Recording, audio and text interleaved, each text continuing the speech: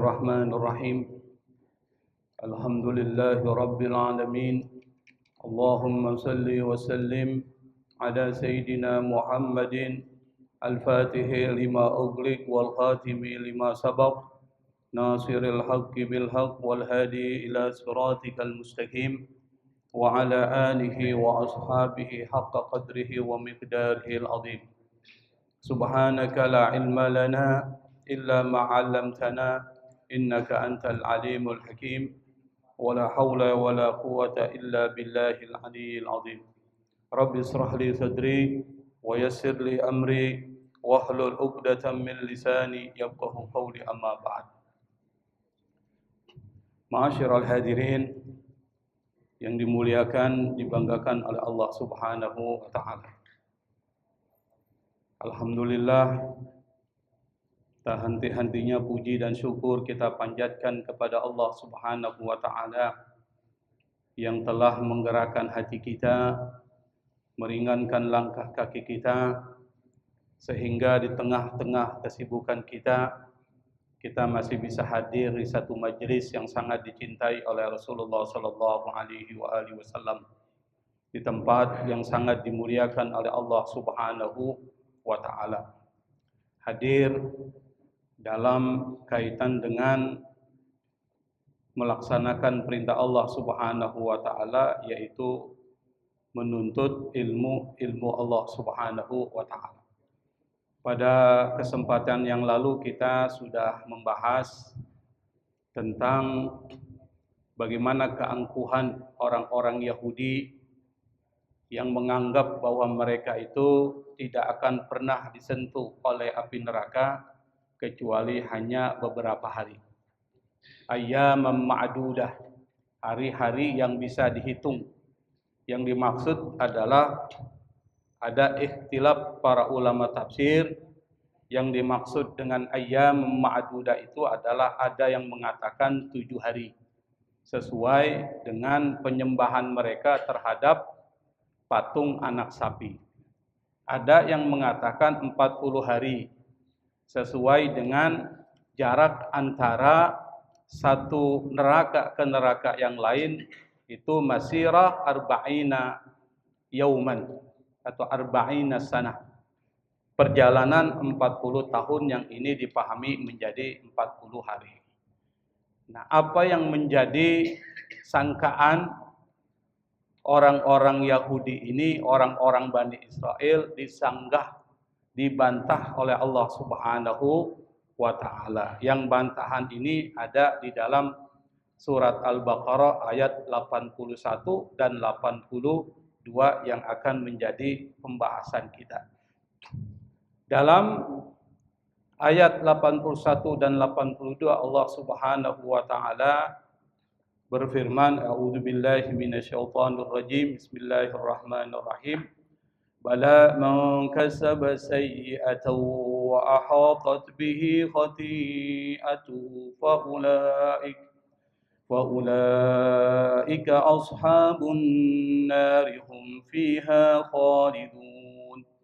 والذين آمنوا وعملوا الصالحات أولئك أصحاب الجنة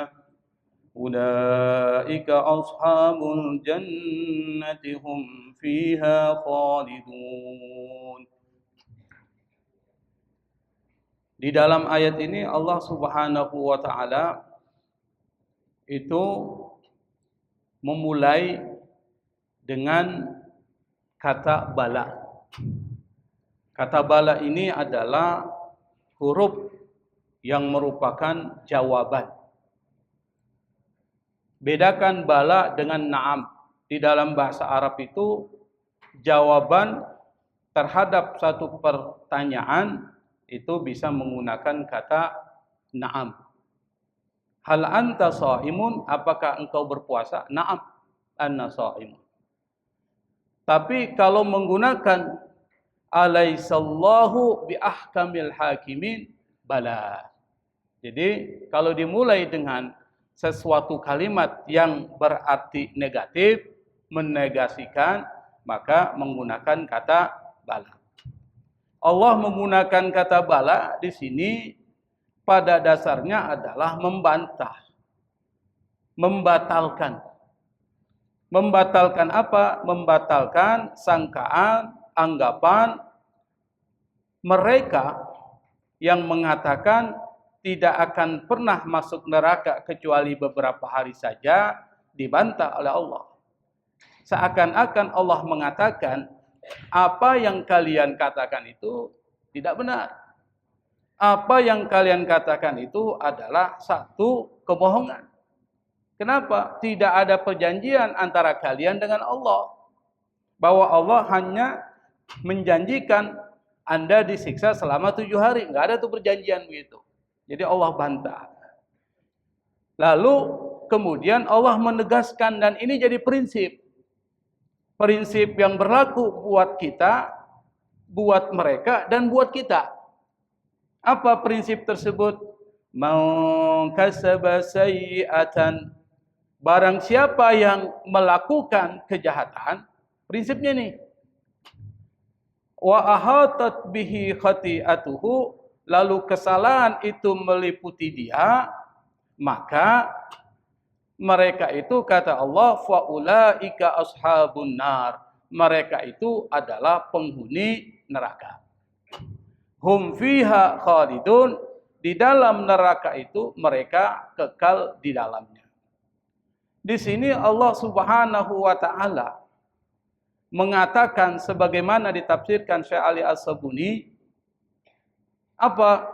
Fa inna man asyraka billahi wa kathurat jaraimuhu wa a'maluhul qabihatu fa innahu yakhludu fi daril jahim. Kata Syekh Ali As-Sabuni, orang yang musyrik menyekutukan Allah, wa kathurat jaraimuhu, dan kejahatannya itu begitu banyak, wa a'maluhul qabihah, termasuk perbuatan-perbuatan buruknya juga banyak. Kata Syekh Ali As-Sabuni menafsirkan ayat Al-Quran ini, fa innahu yakhludu fi naril jahim. Dia akan yakhlud. Yakhlud itu kekal. Nanti kita akan bahas apakah kekalnya itu dalam pengertian akan binasa, nanti akan hancur. Surga ini akan hancur atau tidak? Kalau memang kekal, kekalnya ini apakah kekal abadi? Berarti ada sesuatu yang kekal selain Allah. Ini jadi perbincangan kalam. Perbincangan teologis di karangan para ulama mutakallimin atau ulama kalam. Nanti kita akan bahas. Jadi kata bala itu artinya membantah. Itu satu. Man kasaba sayyi'atan. Barang siapa yang melakukan kejahatan, kata sayyi'ah, ini banyak penafsiran. Jadi perbedaan pendapat itu biasa, Pak. Di dalam tafsir, di dalam fikih, di dalam teologi itu biasa. Kita nggak perlu kaget. Nggak perlu menyalahkan perbedaan itu. Kata ulama tafsir, yang dimaksud dengan sayyi'ah ini adalah syirik. Seperti penafsiran dari Syekh Ali As-Sabuni. Yang dimaksud dengan sayyi'ah, yang kata sayyi'ah ini dalam bahasa Arab artinya sesuatu yang jahat, sesuatu yang buruk, sayyi'ah. Kata Syekh Ali As-Sabuni, yang juga merupakan tafsir dari sahabat Nabi yang bernama Abdullah ibnu Abbas, seorang mufassir zaman sahabat, yang dimaksud adalah syirik. Syirik itu ada dua. Ada syirkun azim, ada syirkun asghar. Ada syirik yang besar, ada syirik yang kecil. Yang dimaksud di sini bukan syirik kecil. Karena syirik kecil itu seperti riya, melaksanakan sesuatu supaya dilihat orang, dibangga-banggakan orang, itu riya. Maka kata ro'a, ro'a itu melihat.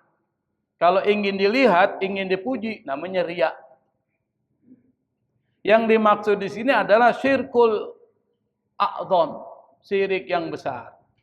Syirik yang besar maksudnya apa? Menyekutukan Allah Subhanahu wa taala. Dan dosa yang tidak diampuni oleh Allah syirik. Kalau orang itu syirik kepada Allah, lalu meninggal dalam kesyirikan, itu pasti masuk neraka. Yakhlud finnar. Seperti orang-orang Yahudi, ini syirik nih. Melakukan banyak perbuatan syirik. Nanti kita sebutkan apa yang masuk kategori syirik. Perbuatan syirik di dalam Al-Quran disebutkan,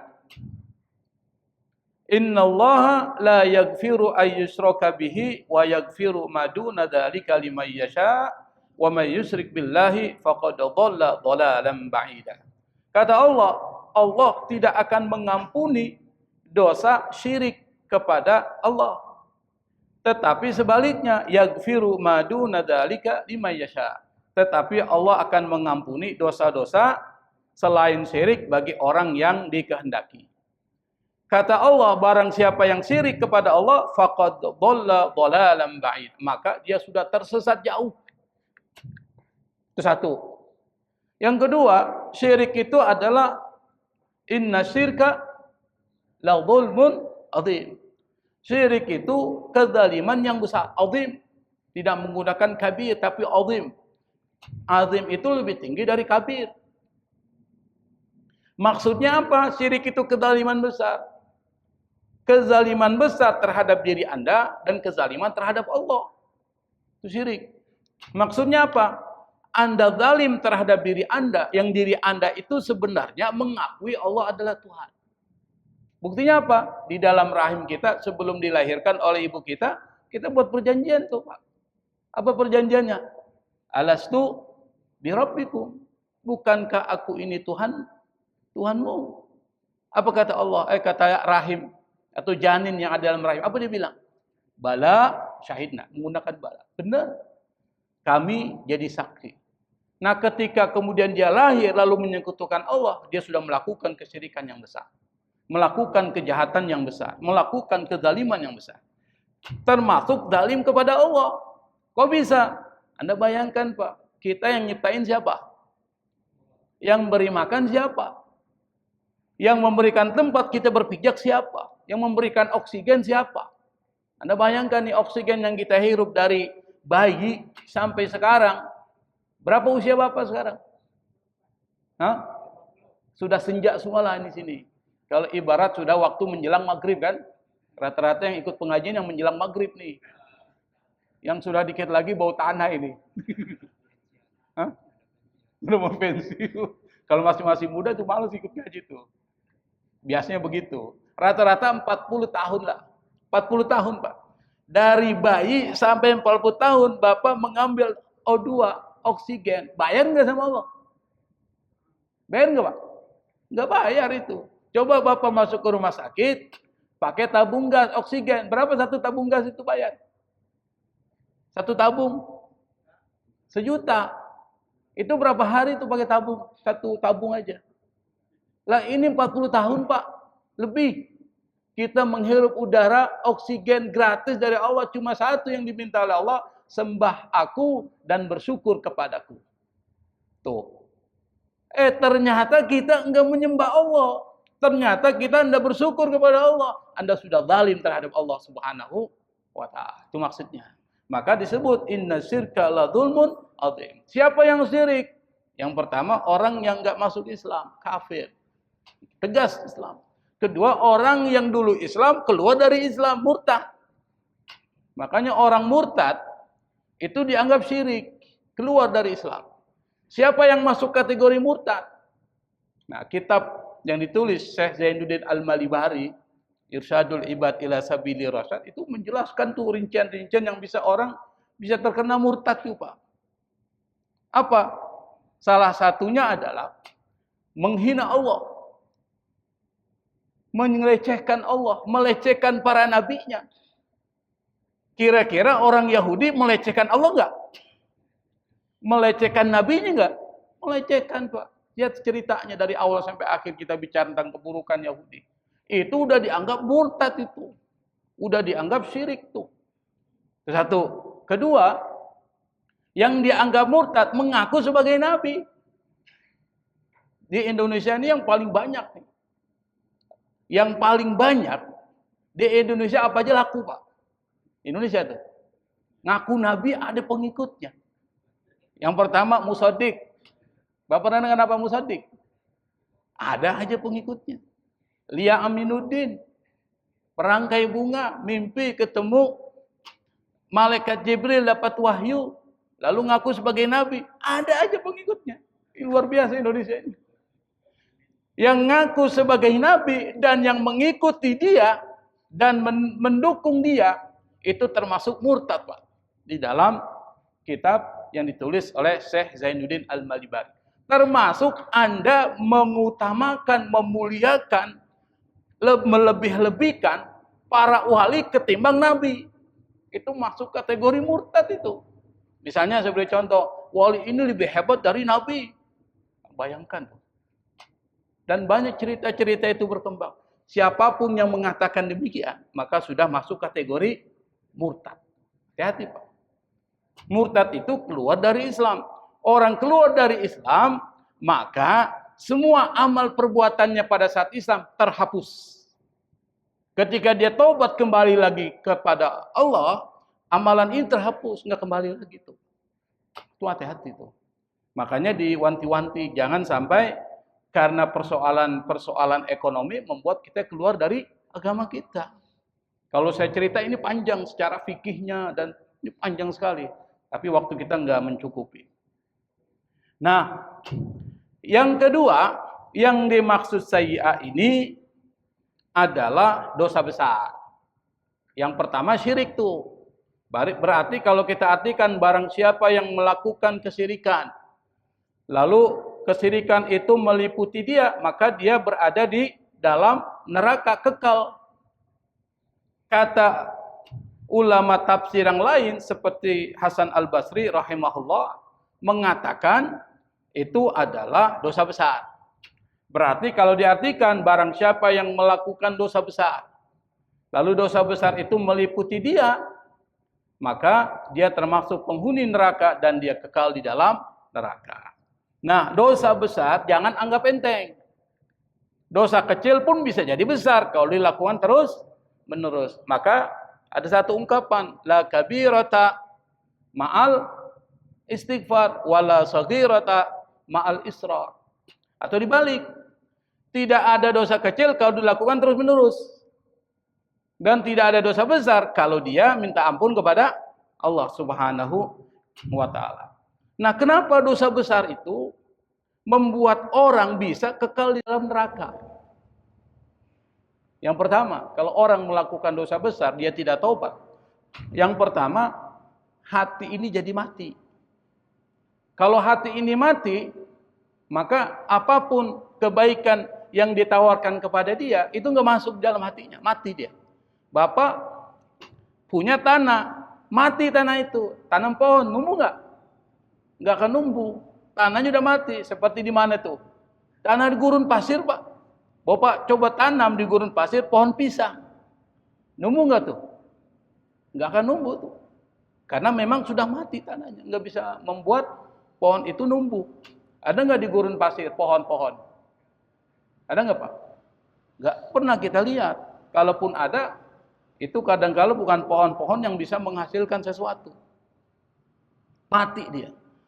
Maka Nabi pernah mengatakan, innal abda idza akhta'a khati'atan nukitat fi qalbihi nuktatun sauda fa idza huwa naza'a wastaghfar wa taba suqila qalbuh.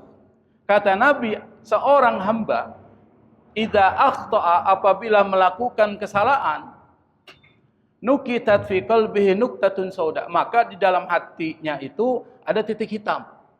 Ini hati, ada titik hitam. Kalau seandainya dia kemudian tidak melakukan kesalahan itu lagi dan minta ampun kepada Allah, titik hitam ini akan hilang. Kembali lagi bersih. Tapi kalau seandainya dia tidak taubat kepada Allah, lalu melakukan lagi kesalahan-kesalahan, kata Nabi, maka titik hitam itu menjadi banyak. Lalu kemudian menutupi hatinya. Kalau hati itu ditutup, maka semuanya akan tertutup. Semua kebaikan tidak akan masuk ke dalam hati orang itu. Itu yang disebut dengan ron. Kata Nabi, wa huwa ron, itu yang disebut dengan ron. Alladzi dzakarallahu, yang Allah sebutkan dalam Al-Qur'an, kalla bal rana ala qulubihim ma kanu yaksibun. Itu ada satu ayat. Sekali-kali tidak, kata Allah. Tetapi di dalam hati mereka itu ada titik-titik yang memenuhi hati itu. Disebabkan apa? Karena mereka melakukan kejahatan. Maka kalau kita melakukan kesalahan, langsung istighfar minta ampun kepada Allah Subhanahu wa ta'ala. Itu yang pertama, Pak. Hati jadi mati, bahaya. Sehingga orang nggak peka lagi. Dinasihatinnya susah. Siapa? Ya para pejabat kita kan setengah mati nasihatinnya, Pak. Di demo sana, demo sini, para siapa lagi intelektual bicara A, bicara B, didengar nggak, Pak? Nggak didengar. Kenapa? Fi qulubihim maradun.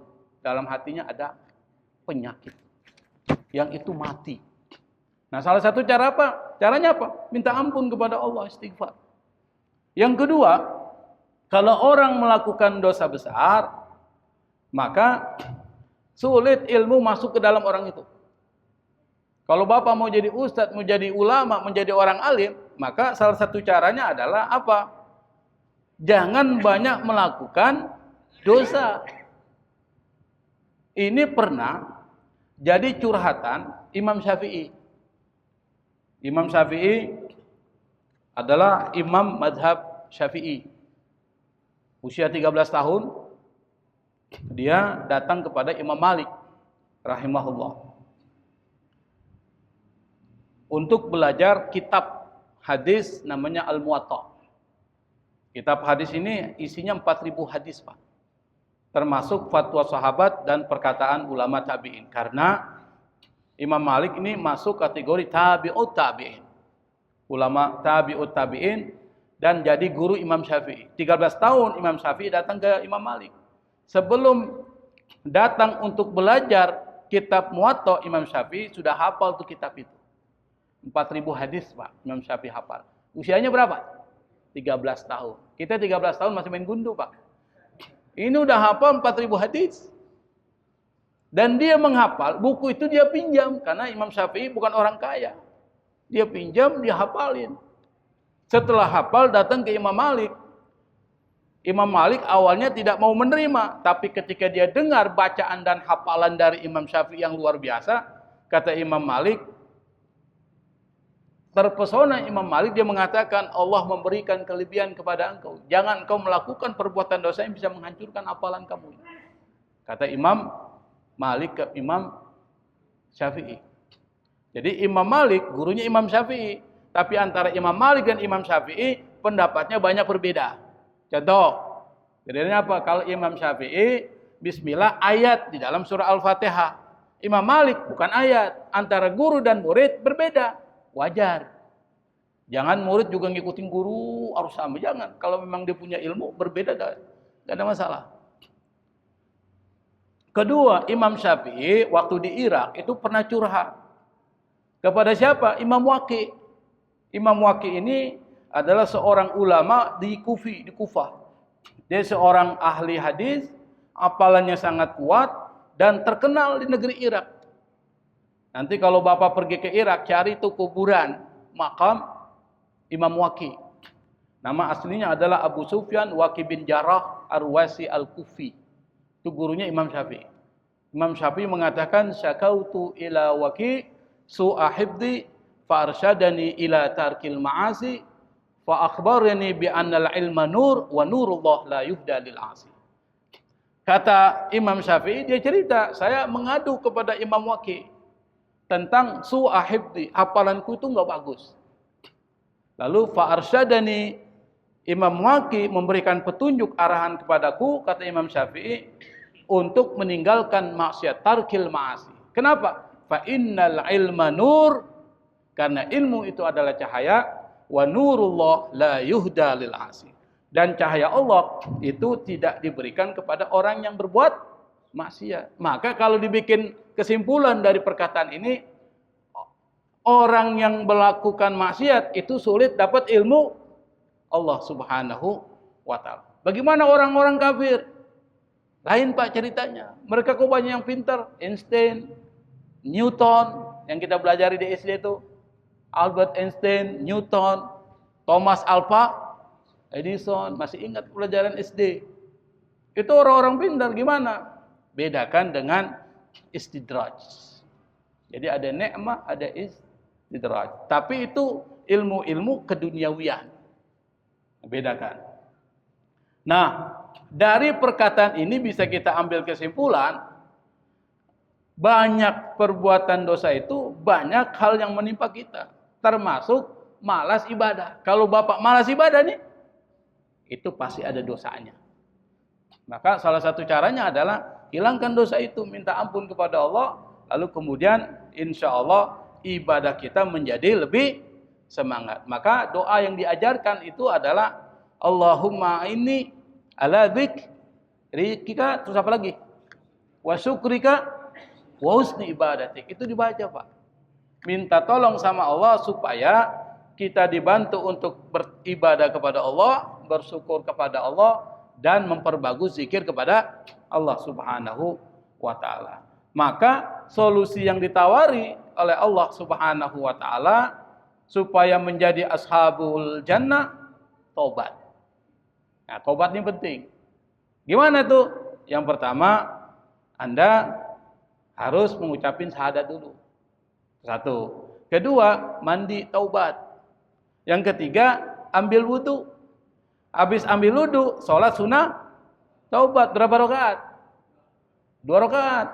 Kemudian menyesali dosa yang pernah dilakukan dan berjanji untuk tidak melakukan lagi dosa yang sama. Itu kalau kepada Allah. Kalau kepada manusia, kembalikan dulu haknya. Makanya jangan sampai kita banyak melakukan kesalahan kepada manusia. Kalau manusia itu sudah nggak ada, susah kita cari, Pak. Misalnya tanahnya kita pernah ambil 1 jengkal aja tuh, Pak. Bikin pagar tuh geser dikit tuh. Kan ada yang begitu. Yang punya tanah nggak tahu kok tanahnya, orang-orang dulu tuh kan kadang begitu tuh. Digeser saja tuh patokannya. Ini patok nih, Pak. Geserin dikit. Tahu nggak yang punya tanah? Nggak tahu. Itu ingat, 1 jengkal itu bisa jadi bahaya nanti ketika dia di alam kubur dan berada di alam akhirat. Jadi hati-hati. Ini persoalan dengan manusia. Nah, kita lanjutkan. Faulaika ashabun nar, orang-orang yang melakukan kesyirikan dan dosa besar tidak taubat kepada Allah Subhanahu wa taala, maka mereka adalah penghuni neraka. Kita sudah jelaskan neraka itu kemarin. Seperti apa itu neraka? Kedalamannya, makanannya, minumannya, azab yang paling minimal, yang paling kecil, dan azab yang paling besar sudah kita jelaskan. Hum fiha khalidun, orang-orang penghuni neraka kekal di dalam neraka. Berarti ada konsep kekekalan neraka. Kenapa? Karena orang yang menghuni neraka kekal di dalamnya. Berarti neraka kekal nggak itu, Pak? Kekal. Pertanyaannya, apakah kekalnya neraka seperti kekalnya Allah? Itu pertanyaannya. Kalau seandainya neraka ini kekal, berarti ada yang kekal selain Allah. Itu kata orang tuh. Berarti ini bahaya nih pemahaman seperti ini. Kita jawab. Ahlussunnah wal Jamaah mengatakan bahwa tidak ada yang kekal selain Allah. Lalu kenapa ruh surga dan neraka itu menjadi kekal? Dia kekal bukan karena zatnya kekal, tetapi Allah yang membuat dia kekal. Kalau Allah tidak membuat dia kekal, dia nggak akan kekal. Berarti kekekalannya itu berbeda. Kalau Allah kekal zatnya, sementara surga dan neraka kekal karena Allah membuat mereka kekal. Kalau Allah membuat mereka nggak kekal, hancur ya. Kalau hancur neraka dan surga, berarti tidak adil Allah. Bahasanya seperti itu. Kenapa? Orang jahat kok azabnya bisa hilang dengan sendirinya karena kekekalan. Maka Allah kekalkan itu neraka untuk menjadi pelajaran. Kita diingatkan, hati-hati. Mumpung masih hidup di dunia, jangan sampai kita seperti mereka. Itu yang diingatkan oleh Allah Subhanahu wa taala. Bisa dipahami, Pak ya? Nah, kita lanjutkan. Walladzina amanu wa amilus solihati ulaika ashabul jannati hum fiha khalidun. Kata Allah Subhanahu wa taala, mereka yang melakukan keimanan atau beriman, wa amilus solihati, dan melakukan amal soleh, Ulaika ashabul jannah, mereka itu adalah para penghuni surga, hum fiha khalidun, dan mereka kekal di dalam surga. Berarti yang kekal di dalam surga adalah dua. Yang pertama beriman, yang kedua beramal soleh. Ini nggak bisa dilepas. Kalau iman saja tanpa amal soleh, Anda masuk neraka dulu.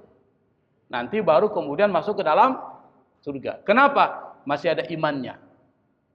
Man qala la ilaha illallah dakhalal jannah. Barang siapa yang ngucapin la ilaha illallah, dia akan masuk surga. Berarti kita punya tiketnya. Tapi tiket atau kunci surga sudah kita pegang. Tapi persoalannya kapan itu kita buka tergantung dari kita. Maka ada konsep yang kedua, wa amilus salihat. Beramal soleh. Kalau iman tanpa amal soleh itu nggak memberikan manfaat. Untuk membuktikan iman Anda kepada Allah harus dibuktikan dengan amal soleh. Maka amal soleh tanpa iman itu nggak bermakna. Jadi harus diperhatikan.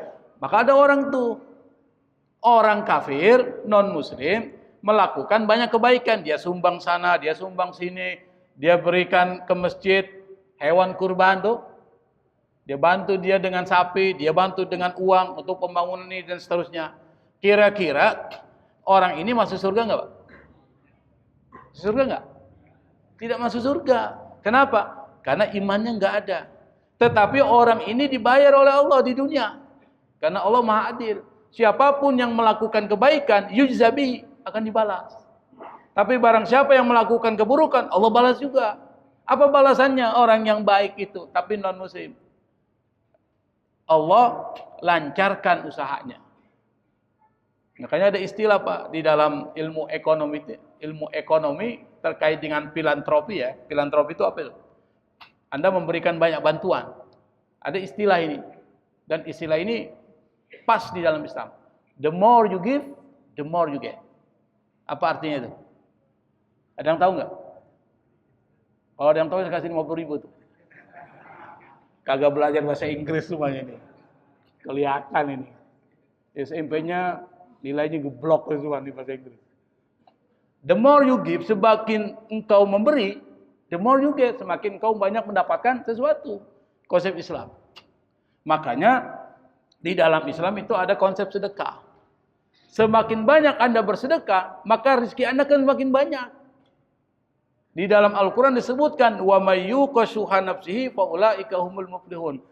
Barang siapa yang terjaga dari sifat kikir, maka dia adalah orang-orang yang beruntung. Di sini ada dua ayat ini, surah At-Taghabun, satu lagi saya lupa. Itu disebutkan, barang siapa yang terpelihara dari sifat kikir, maka fa ulaika, mereka ini adalah humul muflihun, orang-orang yang muflih, beruntung. Dunia dilipat gandakan rezekinya oleh Allah, sementara di akhirat dia akan mendapatkan surga dari Allah Subhanahu wa taala. Contohnya Abdurrahman bin Auf. Maka kalau ditanya siapa sahabat yang paling banyak memberikan sedekah, hampir sebagian besar semua sahabat luar biasa, Pak. Tapi yang paling dikenal selain Utsman bin Affan, kedermawanannya salah satunya adalah Abdurrahman bin Auf. Saya berikan cerita ini terakhir nih. Jam berapa sih Isya ya? Jam 7 lah ya. 52. Masih ada waktu enggak? Masih ada ya. Jadi Abdurrahman bin Auf ini ketika hijrah dari Mekah ke Madinah, itu hartanya enggak dibawa, Pak. Dan di Mekah dia termasuk orang tajir. Seorang yang mempunyai kekayaan yang luar biasa. Tapi karena hijrah ini perintah Nabi, mereka laksanakan, ditinggalkanlah semua hartanya. Enggak mungkin dibawa. Sampai di Madinah, Abdurrahman bin Auf ini menjadi orang miskin. Salah satu strategi Rasul adalah mempersaudarakan Muhajirin dan Ansor. Orang Muhajirin enggak bawa apa-apa, dibantu dengan Ansor. Maka disebut dengan Ansor. Apa itu Ansor artinya? Penolong. Penolong. Orang Muhajirin, hijrah. Caranya gimana? Persaudaraan. Karena kalau dipersaudarakan berarti ada solidaritas, ada empati dan simpati. Itu strategi Rasul yang luar biasa, yang nggak bisa kita laksanakan di sini. Setelah dipersaudarakan, Abdurrahman bin Auf dipersaudarakan dengan Sa'ad bin Rabi'ah. Sa'ad bin Rabi'ah orang kaya Madinah. Hebatnya ini, Nabi cerdas. Yang kaya dengan yang kaya, biar ngomongnya nyambung.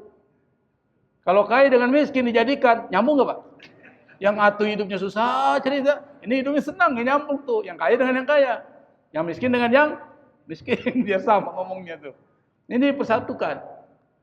Lalu kata Sa'ad, ya Abdurrahman, sekarang kita bersaudara karena Rasulullah mempersaudarakan kita. Sebagian harta saya akan menjadi hartamu. Harta saya ini agak berlimpah, kita bagi dua. Sebagian saya berikan kepada engkau, sebagian jadi milik saya. Enak nggak Pak persaudaraan begitu? Itu luar biasa itu. Bukan cuma itu. Saat bilang, saya punya istri lebih dari satu. Tinggal pilih. You can choose. Kau bisa pilih nih. Kalau ini ditaruh ke Bapak, apa yang Bapak lakukan? Wah, mau banget ya. Tapi Abdurrahman bin Auf bukan orang seperti kita. Dia punya marwah, dia punya harga diri. Apa kata Abdurrahman? Terima kasih Sa'ad. Saya nggak butuh itu semua. Hartamu saya nggak butuh, dan tawaran yang kedua pun saya nggak tertarik. Ini hebat ini. Cuma satu saja, tunjukkan di mana pasar saya mau berdagang. Tunjukkan pasar, berdagang, karena dia orang cerdas. Cara berdagangnya memang terbukti. Di Mekah dia menjadi seorang saudagar kaya. Dalam waktu yang sangat singkat, Abdurrahman bin Auf jadi orang paling kaya di Madinah. Karena kepandaian dalam berniaga. Saking kayanya Abdurrahman bin Auf, dia mengatakan, Nabi mengatakan, yang masuk ke dalam surga paling belakangan itu Abdurrahman bin Auf, kata Nabi. Yang lain masuk surga bersama saya. Abdurrahman bin Auf belakangan. Abdurrahman bin Auf dengar. Kenapa Abdurrahman bin Auf belakangan? Hartanya terlalu banyak, ngitungnya lamaan. Itu bahasanya gitu. Kalau kita nggak ada hartanya, jadi nggak ada yang dihitung kan? Jadi cepat itu. Ini kebanyakan nih. Abdurrahman bin Auf satu hari satu malam dia menangis terus Pak. Dia mikirin gimana caranya jatuh miskin.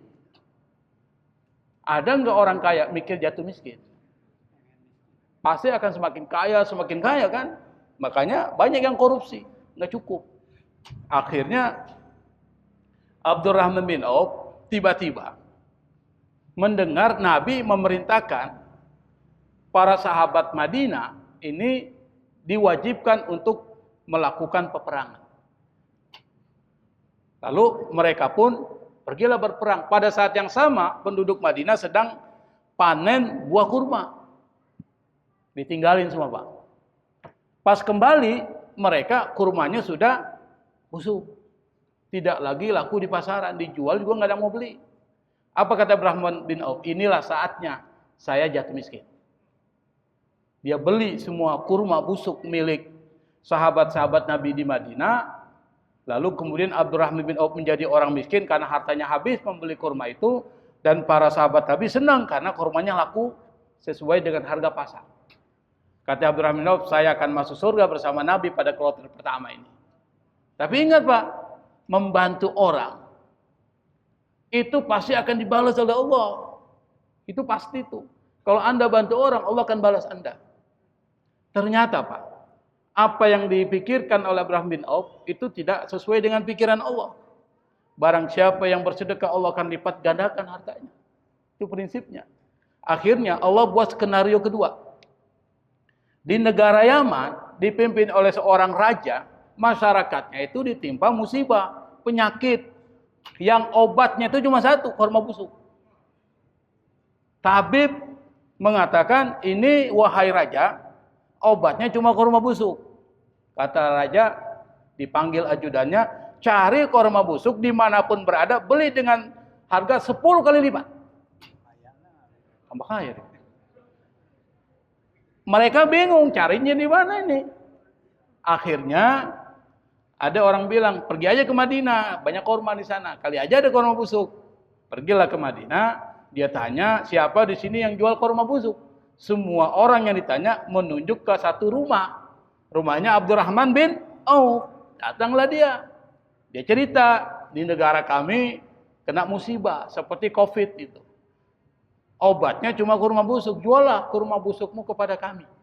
Abdurrahman bin Auf nggak mau jual awalnya, tapi ini persoalan kemanusiaan, akhirnya dijual. Abdurrahman